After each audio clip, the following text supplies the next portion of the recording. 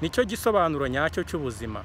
Kubaho neza ni ugufashanya. Ntacyo wanganya igihe abantu bicara nta kintu kibahuje uretse kugira ngo bigurukiranye kuri gahunda za Allah subhanahu wa ta'ala, babwiranye ibyo bategetswe gukora, bigukiranye ku byo babujijwe gukora, hanyuma bashobore kuba abagaragu ba Allah batunganye.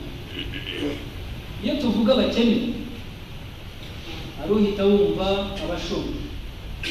Iyo tuvuga abakene, aruhita yumva abadafite.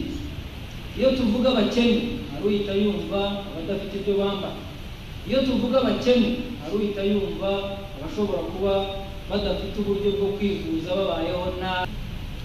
Inyigisho z'uyu munsi ziribanda ku gufasha abakene, ku gufasha abatishoboye, ku gufasha abafite ibibazo. Ibi kandi ntibivuze yuko ugomba kubaho mu buzima bwawe wiringiye gufashwa. Nibiba ngombwa uzafashwa, nibitaba ngombwa uzirwanaho. Uzagerageze kwiyubaka witeze imbere.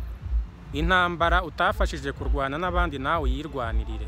Ako kanya bagahiribikana n'amasanduka ahenze n'ibikoresho byinshi byo kubaka imva n'ibindi bihenze byinshi ku buryo uteranyije agaciro k'ifaranga byose bishobora guhagarara